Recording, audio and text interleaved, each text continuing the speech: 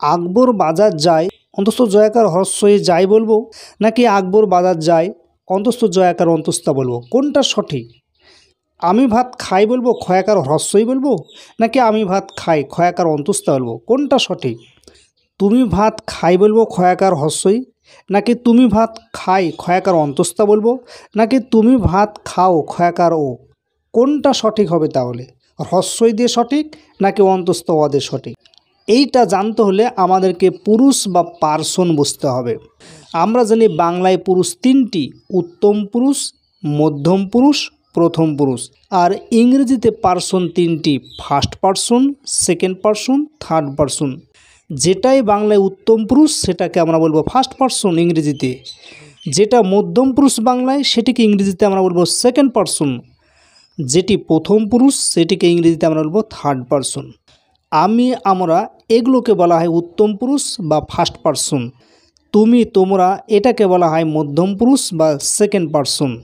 সে তাহারা এবং বাকি সমস্ত কিছু এগুলোকে বলা হয় প্রথম পুরুষ বা থার্ড পার্সন। আমি আমরা তুমি তোমরা বাদে পৃথিবীতে যত কিছু আছে সমস্ত কিছুকে ধরবো থার্ড পার্সন। যেমন এই খাতাটি হচ্ছে থার্ড পার্সন বা প্রথম পুরুষ, কলমটি হচ্ছে থার্ড পার্সন বা প্রথম পুরুষ, গাছপালা নদী পাহাড় পর্বত সমস্ত কিছু হচ্ছে থার্ড পার্সন বা প্রথম পুরুষ। এবার এসো এই উদাহরণটিতে, আমি ভাত খাই এই বাক্যের সাবজেক্ট হচ্ছে আমি। আমিটা রয়েছে উত্তম পুরুষের ঘরে অর্থাৎ ফার্স্ট পার্সনের ঘরে।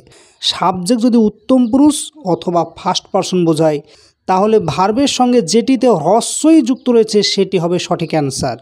যেমন আমি ভাত খাই, আমি ভাত খাই, এটার মধ্যে ক্ষয়াকার হ্রস্বই আছে ওপরটিতে, তাহলে এটা হবে সঠিক অ্যান্সার।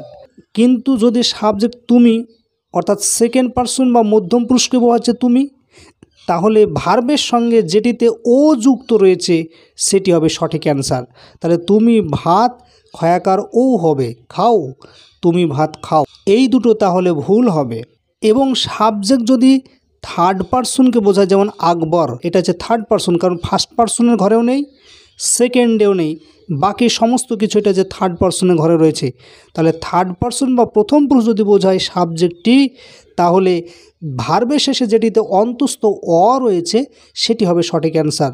এখানে অন্তস্থ জয়াকার অন্তস্থ অ রয়েছে, এটা হবে সঠিক অ্যান্সার। আর হ্রস্বই রয়েছে, এটা ফার্স্ট পার্সনের ঘরে দরকার ছিল, তাই এইটা হবে ভুল অ্যান্সার। তাহলে আমরা কি সূত্র পেলাম?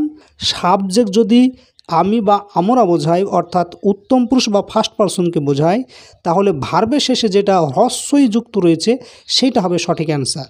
সাবজেক্ট যদি তুমি বা তোমরা মধ্যম পুরুষ বা সেকেন্ড পার্সনকে বোঝায়, তাহলে ভার্বের শেষে যেটিতে ও যুক্ত রয়েছে সেটি হবে সঠিক অ্যান্সার।